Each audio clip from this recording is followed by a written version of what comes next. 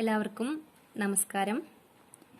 ഇന്ന് cost sheet പ്രിപ്പറേഷനുമായിട്ട് ബന്ധപ്പെട്ട് നമ്മുടെ ടെൻഡർ പ്രൈസ് കാൽക്കുലേഷനിലെ മറ്റൊരു പ്രോബ്ലമാണ് നമ്മളിന്ന് ചെയ്യാൻ പോകുന്നത്.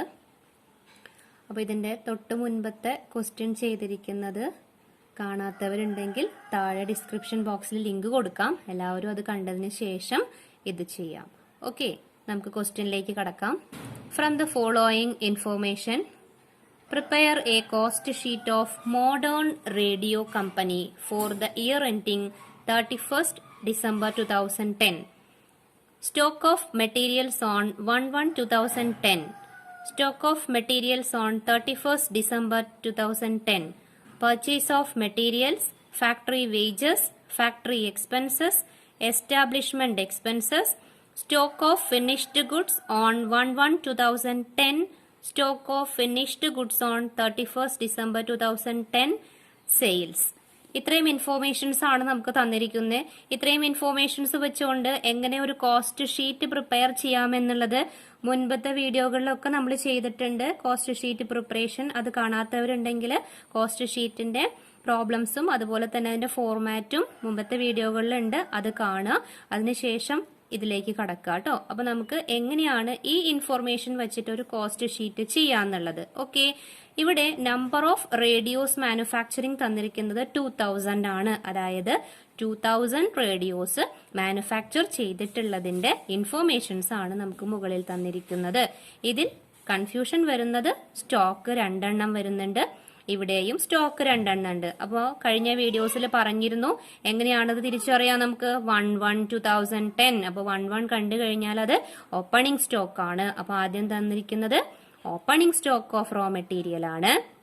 31st ഡിസംബർ ആവുമ്പോൾ അത് closing stock of raw material ആണ്. ഓക്കെ, അതേപോലെ തന്നെയാണ് ഫിനിഷ്ഡ് ഗുഡ്സ് 1/1 തന്നിട്ടുണ്ട്. അപ്പോൾ സ്റ്റോക്ക് ഓഫ് ഫിനിഷ്ഡ് ഗുഡ്സ് എന്ന് പറയുന്നത് അപ്പോൾ ഏതായിരിക്കും 1/1 തന്നിരിക്കുന്നത്? Opening stock of finished goods, closing stock of finished goods.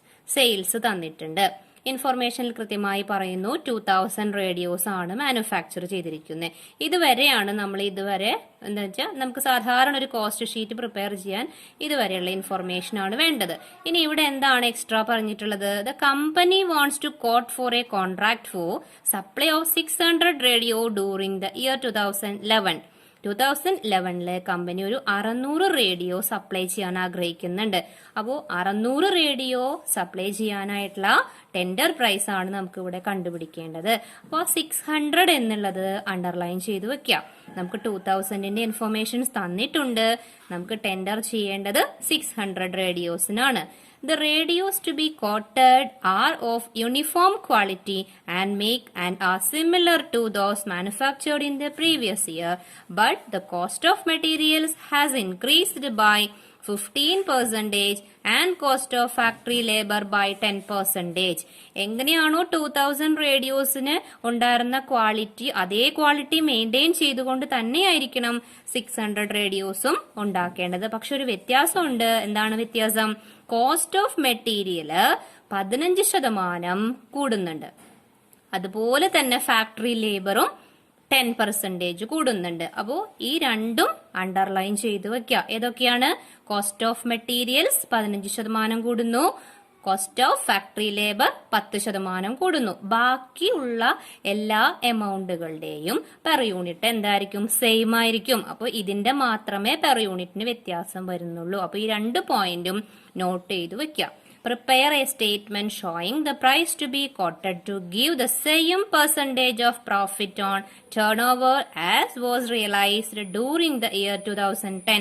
2010 എത്ര പെർസെന്റേജ് പ്രോഫിറ്റ് ആണോ കിട്ടിയിരുന്നത് അതേ പെർസെന്റേജ് പ്രോഫിറ്റ് തന്നെയാണ് എവിടെയും എടുക്കേണ്ടത്. 600 റേഡിയോസിന്റെ കേസിലും എടുക്കേണ്ടത്. ഇത്രയും ഇൻഫോർമേഷൻസ് ഉൾക്കൊള്ളിച്ചുകൊണ്ട് നമുക്ക് എന്ത് ചെയ്യണം? ഒരു ടെൻഡർ പ്രൈസ് നമുക്ക് കണ്ടുപിടിക്കണം. എത്ര യൂണിറ്റിന്റെ? 600 യൂണിറ്റിന്റെ.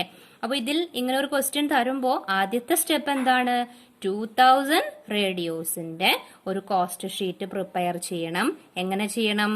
പെർ യൂണിറ്റ് ഉള്ള കോസ്റ്റ് ഷീറ്റ് ആണ് പ്രിപ്പയർ ചെയ്യേണ്ടത്. നോക്കാം നമുക്ക് എങ്ങനെയാണ് പെർ യൂണിറ്റ് വെച്ചുകൊണ്ട് ഈ 2000ന്റെ കോസ്റ്റ് ഷീറ്റ് ചെയ്യാമെന്ന്. ക്വസ്റ്റ്യൻ ഒന്ന് നോട്ടിലേക്ക് നിങ്ങൾ എഴുതിയെടുക്കുക. അതിനുശേഷം ആൻസർ ചെയ്യുന്നത് എങ്ങനെയാണെന്ന് നോക്കുക. ക്വസ്റ്റ്യനിൽ നമുക്ക് കൃത്യമായി പറയുന്നുണ്ട് 2000 യൂണിറ്റ് ആണ് എന്നുള്ളത്. അപ്പൊ നമ്മൾ കോസ്റ്റ് ഷീറ്റിന്റെ ഹെഡിങ്ങിൽ 2000 എഴുതി വെക്കുക. എങ്കിലേ നമുക്ക് പെർ യൂണിറ്റ് ചെയ്യാനായിട്ട് സാധിക്കുള്ളൂ. നമ്മൾ സ്റ്റാർട്ട് ചെയ്യാണ്. Opening stock of raw materials 30,000 ആണ് തന്നിരിക്കുന്നത്. ഓപ്പണിംഗ് സ്റ്റോക്കിന്റെ കൂടെ പർച്ചേസ് ഓഫ് മെറ്റീരിയൽ ആഡ് ചെയ്യണം. പർച്ചേസ് ഓഫ് മെറ്റീരിയൽ ആഡ് ചെയ്യുമ്പോൾ 95,000 കിട്ടും. Then closing stock of raw materials നമ്മൾ ലെസ് ആണ് ചെയ്യേണ്ടത്. അപ്പൊ ലെസ് ചെയ്യുമ്പോൾ 87,000 അതാണ് കോസ്റ്റ് ഓഫ് മെറ്റീരിയൽസ് കൺസ്യൂംഡ് വരുന്നത്. ഇനി ഈ കോസ്റ്റ് ഓഫ് മെറ്റീരിയൽ കൺസ്യൂംഡിന്റെ പെർ യൂണിറ്റ് കാണണം. പെർ യൂണിറ്റ് കാണണമെങ്കിൽ എന്ത് ചെയ്താൽ മതി? ഈ ടോട്ടൽ എമൗണ്ടിനെ പെർ യൂണിറ്റ് കാണാൻ 2000 കൊണ്ട് ഡിവൈഡ് ചെയ്യാം. അപ്പൊ എത്ര വരും? 43.50. നമുക്ക് മെറ്റീരിയൽ കിട്ടി. Material 87,000, per unit 43.50. Then factory wages add ചെയ്യുക. അപ്പൊ മെറ്റീരിയൽ എടുത്തു, വേജസും എടുത്തു കഴിഞ്ഞു. അപ്പൊ നമുക്ക് ഏത് കിട്ടി? പ്രൈം കോസ്റ്റ് കിട്ടി. എത്രയാണ് പ്രൈം കോസ്റ്റിന്റെ പെർ യൂണിറ്റ് വരുന്നത്? 86 വരുന്നു. 172,000 പ്രൈം കോസ്റ്റ് വരുന്നുണ്ട്. നമുക്ക് 2000 ആണ്. പെർ യൂണിറ്റ് കാണാൻ എല്ലാ എമൗണ്ടിനെയും 2000 കൊണ്ട് ഡിവൈഡ് ചെയ്താൽ മതി. Okay. Then factory expenses add ചെയ്യുന്നു. ഫാക്ടറി എക്സ്പെൻസസ് എത്രയാണ്? 20,000. പെർ യൂണിറ്റ് 10 വരും. ഫാക്ടറി കോസ്റ്റ് കിട്ടാനായിട്ട് നമ്മൾ എന്താ ചെയ്യാറ്? ഫാക്ടറി എക്സ്പെൻസസ് ആഡ് ചെയ്താൽ ഫാക്ടറി കോസ്റ്റ് ആയി. പെർ യൂണിറ്റ് കാണാൻ 2000 കൊണ്ട് ഡിവൈഡ് ചെയ്യാം.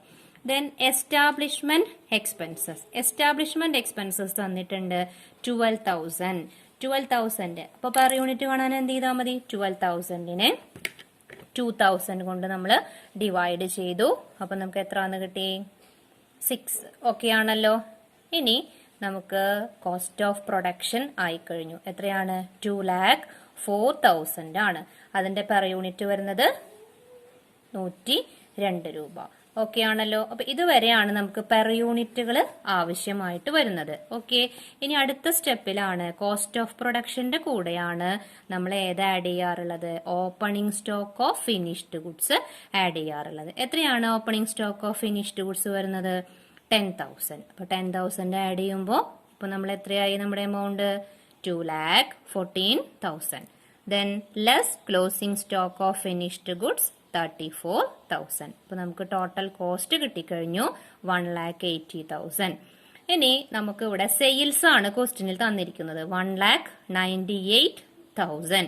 നമുക്ക് പ്രോഫിറ്റ് കാണാൻ എന്ത് ചെയ്താൽ മതി? ഈ സെയിൽസിന്റെ എമൗണ്ടിൽ നിന്നും ടോട്ടൽ കോസ്റ്റ് മൈനസ് ചെയ്താൽ നമ്മുടെ പ്രോഫിറ്റ് കിട്ടും. എത്രയാണ് പ്രോഫിറ്റ്?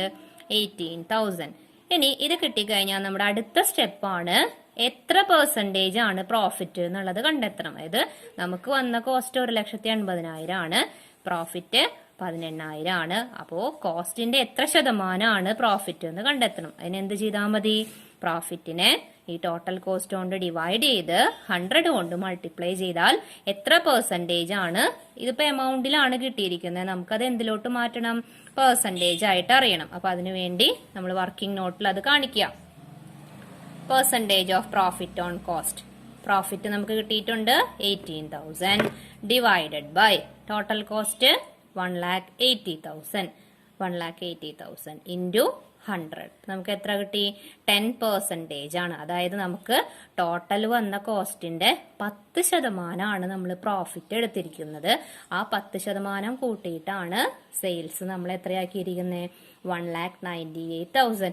എന്തിനാണ് നമ്മൾ ഈ 10% കണ്ടിരിക്കുന്നത്? ഇനി അടുത്ത സ്റ്റെപ്പ് എന്താണ്? നമുക്ക് 600 റേഡിയോസിന്റെ കാൽക്കുലേഷൻ ആണ് ചെയ്യേണ്ടത്. അവിടെ നമുക്ക് കിട്ടുന്ന ടോട്ടൽ കോസ്റ്റിന്റെ 10% നമ്മൾ പ്രോഫിറ്റ് ആയിട്ട് എടുക്കേണ്ടത്. ഓക്കെ. ഇനി നമുക്ക് എങ്ങനെയാണ് 600 റേഡിയോസിന്റെ ടെൻഡർ കാണേണ്ടതെന്ന് നോക്കാം. Tender price. അതിനുവേണ്ടി ആദ്യം തന്നെ നമ്മൾ എന്ത് ചെയ്യാണ്? ടെൻഡർ ഫോർ 600 റേഡിയോസ് എന്ന് നമ്മൾ ഹെഡിങ് ഒക്കെ കൊടുക്കുക. 2 യൂണിറ്റ് നമുക്കറിയാം, 2 എമൗണ്ട് കോളം വേണം. ഒരു പെർ യൂണിറ്റും ഒരു ടോട്ടൽ കോളവും ഉണ്ടായിരിക്കണം. അപ്പൊ നമുക്ക് ഇവിടെ വേണ്ട ഐറ്റംസ് എന്ന് പറയുന്നത് നമുക്ക് മെറ്റീരിയൽ മെയിൻ ആയിട്ട് വരുന്നത്. പിന്നെ നമുക്ക് ഏതാണ്? ലേബർ നമുക്ക് പ്രധാനമായിട്ട് വരുന്നതാണ്. പിന്നെ ബാക്കിയുള്ള എക്സ്പെൻസുകൾ. അപ്പൊ അതിന്റെ എല്ലാം എന്താ ഇവിടെ എഴുതേണ്ടത്? നമ്മൾ പെർ യൂണിറ്റ് ആണ് എഴുതേണ്ടത്. തൊട്ട് മുൻപ് നമ്മൾ ചെയ്ത കോസ്റ്റ് ഷീറ്റിൽ നോക്കി പെർ യൂണിറ്റ് ആണ് എഴുതേണ്ടത്. ആ പെർ യൂണിറ്റിനെ നമ്മൾ എന്ത് ചെയ്യണം? നമുക്ക് ഇവിടെ എത്ര യൂണിറ്റിന്റെ ആണ്? 600 യൂണിറ്റിന്റെ ആണ് ചെയ്യേണ്ടത്. പെർ യൂണിറ്റിനെ 600 കൊണ്ട് മൾട്ടിപ്ലൈ ചെയ്താൽ ടോട്ടൽ യൂണിറ്റ് നമുക്ക് കിട്ടും. അപ്പൊ ആദ്യം തന്നെ നമുക്ക് ആരെ നോക്കാം? മെറ്റീരിയൽസിനെ നോക്കാം. പക്ഷെ നമ്മളോട് ക്വസ്റ്റ്യനിൽ കൃത്യമായി പറയുന്നുണ്ട് മെറ്റീരിയലിന്റെ വാല്യൂവിൽ വ്യത്യാസം വരുന്നുണ്ട്. എന്ത് വ്യത്യാസമാണ് വരുന്നത്? മെറ്റീരിയലിന്റെ പെർ യൂണിറ്റ് 15% ഇൻക്രീസ് ചെയ്യുന്നു എന്ന് പറയുന്നു. അപ്പൊ നമ്മൾ അത് സെപ്പറേറ്റ് കണ്ടുപിടിക്കണം. വർക്കിംഗ് നോട്ടായിട്ട് കോസ്റ്റ് ഓഫ് മെറ്റീരിയലും ഫാക്ടറി വേജും ഇൻക്രീസ് ചെയ്യുന്നുണ്ട് എന്ന് പറയുന്നുണ്ട്. അപ്പൊ നമ്മൾ എന്ത് ചെയ്യുക? കോസ്റ്റ് ഓഫ് മെറ്റീരിയൽ എത്ര ശതമാനമാണ് ഇൻക്രീസ് പറഞ്ഞിരിക്കുന്നത്? 15%. അപ്പൊ നമ്മുടെ പെർ യൂണിറ്റ് നോക്കുക. നമ്മുടെ പഴയ കോസ്റ്റ് ഷീറ്റ്, ദാറ്റ് മീൻസ് 2000ന്റെ കോസ്റ്റ് ഷീറ്റ് എടുക്കുക. എത്രയാണ് നമുക്ക് പെർ യൂണിറ്റ് മെറ്റീരിയലിന്റെ വന്നിരുന്നത്? 43.50 ആണ്. അപ്പൊ നമ്മൾ ആ 43.50 എടുത്തു.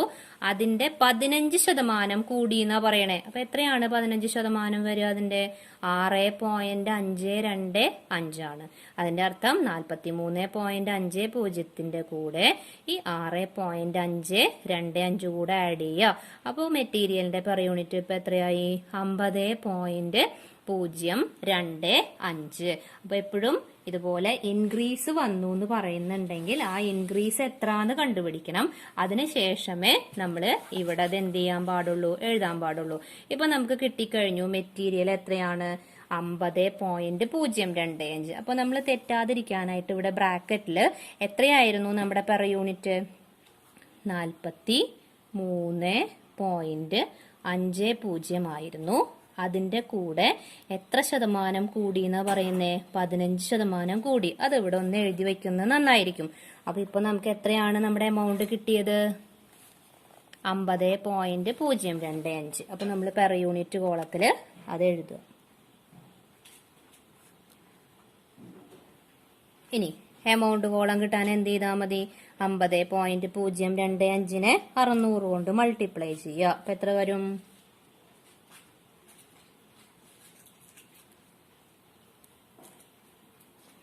ഓക്കെ, നമുക്ക് 30,015 എന്ന് കിട്ടിക്കഴിഞ്ഞു. ഓക്കെ, അപ്പൊ നമ്മൾ ഏത് എഴുതി കഴിഞ്ഞു? മെറ്റീരിയലിന്റെ വാല്യൂ കിട്ടിക്കഴിഞ്ഞു. മെറ്റീരിയൽ കിട്ടിക്കഴിഞ്ഞു. അടുത്തത് ഏതാണ് വരുന്നത്? Factory wages. അതായത് നമ്മൾ സാധാരണ വേജസ് എഴുതാറുണ്ട്, അത് തന്നെയാണ് ഉദ്ദേശിക്കുന്നത്. അപ്പൊ നമ്മൾ എഴുതുന്നു ഫാക്ടറി വേജസ്. എത്രയായിരുന്നു നമ്മുടെ ഫാക്ടറി വേജസിന്റെ പെർ യൂണിറ്റ്? നോക്കാം. നമ്മുടെ ഫാക്ടറി വേജസ് അതിന്റെ പെർ യൂണിറ്റ് എത്രയായിരുന്നു? 42.50 ആയിരുന്നു. അപ്പൊ നമ്മളോട് പറയുന്നു ഫാക്ടറി വേജസ് 10% കൂടി. അപ്പൊ അതിന്റെ അർത്ഥം 42.50ന്റെ 10% എന്ന് പറയുമ്പോൾ 4.25 ആണ്. അത് കൂടി എന്നാണ് പറയുന്നത്. അപ്പൊ എന്ത് ചെയ്യുക? 42.50ന്റെ കൂടെ ഈ 4.25 കൂട്ടിയാൽ മതി. അപ്പൊ നമുക്ക് പെർ യൂണിറ്റ് എത്രന്ന് കിട്ടും? 46.75. അപ്പൊ നമ്മളിവിടെ 46.75 ആണ് ഇവിടെ എടുക്കേണ്ടത്. അപ്പൊ എപ്പോഴും തെറ്റാതിരിക്കാൻ പഴയത് ഇവിടെ അതുപോലെ തന്നെ എഴുതുക. എത്രയായിരുന്നു നമ്മുടെ ഫാക്ടറി വേജസ് തന്നിട്ടുണ്ടായിരുന്നത്? 42.50 പ്ലസ് എത്രയാണ് നമുക്കിപ്പോ ഇൻക്രീസ് വന്നിരിക്കുന്നത്? എത്ര ശതമാനാ പറഞ്ഞിരിക്കുന്നത്? 10%. അപ്പൊ നമ്മള് 10% കൂട്ടുന്നു അതിന്റെ കൂടെ. അപ്പൊ നമുക്ക് എത്ര കിട്ടിയത്? 46.75 എന്നാണ് കിട്ടിയത്. ഇത് ഒരു യൂണിറ്റിന്റെയാ. നമുക്ക് കണ്ടുപിടിക്കേണ്ടത് എത്ര യൂണിറ്റിന്റെയാ? 600 യൂണിറ്റിന്റെ. അപ്പൊ അതിന് ഇൻറ്റു 600 ചെയ്യാം. അപ്പൊ നമുക്ക് എത്രന്ന് കിട്ടും? 28,050 എന്ന് കിട്ടി. അപ്പൊ മെറ്റീരിയലും കിട്ടി, വേജസും കിട്ടി. ഇനി നമുക്ക് ഇത് ആഡ് ചെയ്താൽ നമ്മുടെ പ്രൈം കോസ്റ്റ് ആയില്ലേ? എത്ര വരും ഇത് ആഡ് ചെയ്യുമ്പോ?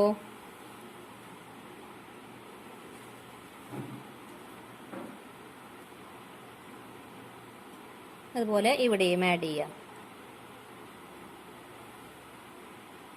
ഇപ്പൊ നമുക്ക് എന്ത് കിട്ടി? Prime cost കിട്ടിക്കഴിഞ്ഞു. ഓക്കെ ആണല്ലോ. ഇനി ഇതിന്റെ കൂടെയാണ് നമ്മൾ എന്ത് ചെയ്യാറ്? ഫാക്ടറി എക്സ്പെൻസസ് ആഡ് ചെയ്യാറ്. സ്റ്റെപ്പൊക്കെ പഴയ സ്റ്റെപ്പ് തന്നെ. ഫാക്ടറി എക്സ്പെൻസസ് എത്രയാണ്? ഫാക്ടറി എക്സ്പെൻസസിന്റെ പെർ യൂണിറ്റ് നോക്കൂ. ഫാക്ടറി എക്സ്പെൻസസ് പെർ യൂണിറ്റ് എത്രയാ? 10. ആ 10 അങ്ങനെ തന്നെ ഇവിടേക്ക് എടുത്ത് എഴുതുക. 10. ഇനി 600 യൂണിറ്റിന്റെ കാണാൻ എന്ത് ചെയ്യുക? ഇൻറ്റു 600 ചെയ്യുക. അപ്പൊ എത്രയായി? 6000. ഇനി ഇത് തമ്മിൽ എന്ത് ചെയ്യുക? നമ്മൾ ആഡ് ചെയ്യുക. ഇനി ഇവ തമ്മിൽ ആഡ് ചെയ്യുക. ഓക്കെ ആണല്ലോ. ഇപ്പൊ നമുക്ക് ഏത് കിട്ടിക്കഴിഞ്ഞു? ഫാക്ടറി കോസ്റ്റ് ആയി. ഇനി അടുത്ത സ്റ്റെപ്പിൽ എന്താ ചെയ്യാറ്? എസ്റ്റാബ്ലിഷ്മെന്റ് എക്സ്പെൻസ് ആഡ് ചെയ്യണം.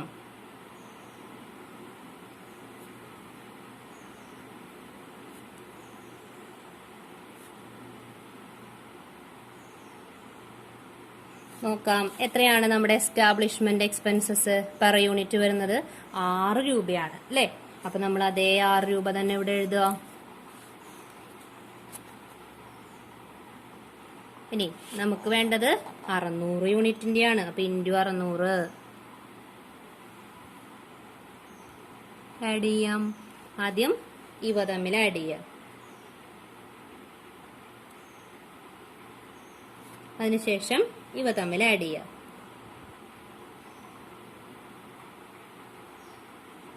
ഓക്കെ ആണല്ലോ. ഇപ്പൊ നമുക്ക് എന്ത് കിട്ടിക്കഴിഞ്ഞു? കോസ്റ്റ് ഓഫ് പ്രൊഡക്ഷൻ ആയി.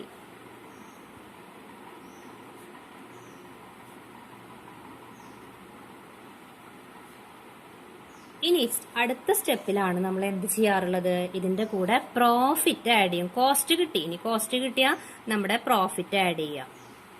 നമ്മൾ പ്രോഫിറ്റ് നേരത്തെ കണ്ടുപിടിച്ചിട്ടുണ്ടായിരുന്നു. എന്താണ് പ്രോഫിറ്റ്? 10% വേണമെന്ന്. അപ്പൊ നമ്മൾ ഇവിടെയും എന്ത് ചെയ്യണം? 10% എടുക്കണം. അപ്പൊ നമ്മൾ പ്രോഫിറ്റ് 10%, അതായത് കോസ്റ്റിന്റെ 10%. എത്രയാണ് കോസ്റ്റ് നമുക്ക് വരുന്നത്? 112.775 ആണ് ഒരു യൂണിറ്റിന് വരുന്ന കോസ്റ്റ്. അങ്ങനെയാണെങ്കിൽ അതിന്റെ 10% പ്രോഫിറ്റ് ആയിട്ട് എടുക്കേണ്ടത്. അപ്പൊ അതിന്റെ 10%. അപ്പൊ ഇതിന്റെ 10% എന്ന് പറയുമ്പോ എത്ര വരും?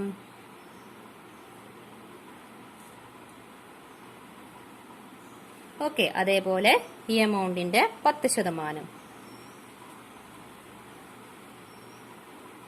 റൗണ്ട് ചെയ്തെടുക്കാം. പ്രോഫിറ്റ് ആഡ് ചെയ്താൽ സെല്ലിംഗ് പ്രൈസ് ആയി.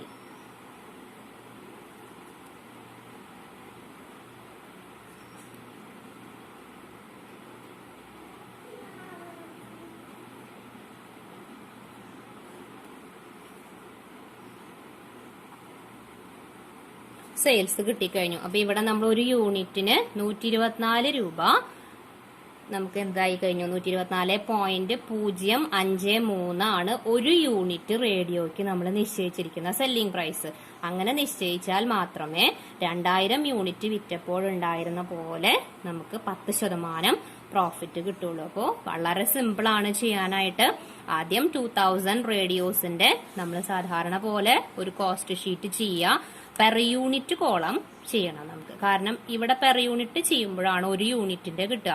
ആ ഒരു യൂണിറ്റിന്റെ എമൗണ്ടുകളാണ് നമ്മൾ ഇവിടെ എഴുതേണ്ടത്.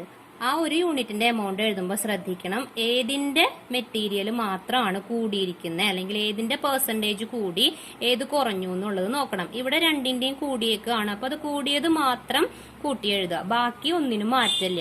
ഒക്കെ നമുക്ക് പഴയത് തന്നെയാണ് എഴുതേണ്ടത്. അതിനുശേഷം പ്രോഫിറ്റ്, തൊട്ടു മുമ്പത്തെ കോസ്റ്റ് ഷീറ്റിൽ നിന്നും പ്രോഫിറ്റിന്റെ പെർസെന്റേജ് കണ്ടെത്തുക നമ്മള്. അതിനുശേഷം ആ പ്രോഫിറ്റ് ആഡ് ചെയ്ത് കഴിഞ്ഞാൽ ഏത് കിട്ടും? സെയിൽസ് കിട്ടും. ഓക്കെ, അപ്പോൾ ഇങ്ങനെയാണ് നമ്മളൊരു ടെൻഡർ പ്രൈസ് ചെയ്യേണ്ടത്. അപ്പൊ തൊട്ടു മുമ്പത്തെ വീഡിയോസ് ഒന്ന് കണ്ടതിന് ശേഷം ഇത് ചെയ്യുക. അപ്പൊ കുറച്ചും കൂടി ക്ലിയർ ആയിട്ട് മനസ്സിലാവും. ഡിസ്ക്രിപ്ഷൻ ബോക്സിൽ അതിന്റെ ലിങ്ക് കൊടുത്തേക്കാം, അത് കാണുക. അതുപോലെ തന്നെ പ്രോബ്ലം നന്നായിട്ട് നിങ്ങൾക്ക് മനസ്സിലാവുന്നുണ്ട് എന്നുണ്ടെങ്കിൽ നിങ്ങളുടെ ഫ്രണ്ട്സിനൊക്കെ ഇതൊന്ന് ഷെയർ ചെയ്ത് കൊടുക്കുക. ഓക്കെ, ഇനി ആരെങ്കിലും സബ്സ്ക്രൈബ് ചെയ്യാത്തവരുണ്ടെങ്കിൽ ഒന്ന് സബ്സ്ക്രൈബ് ചെയ്ത് കൂടി ഇട്ടേക്കാം. ഓക്കെ, അപ്പോൾ അപ്ലോഡ് ചെയ്യുന്ന വീഡിയോസ് നിങ്ങൾക്ക് കൃത്യമായിട്ട് കിട്ടും. Okay, thank you.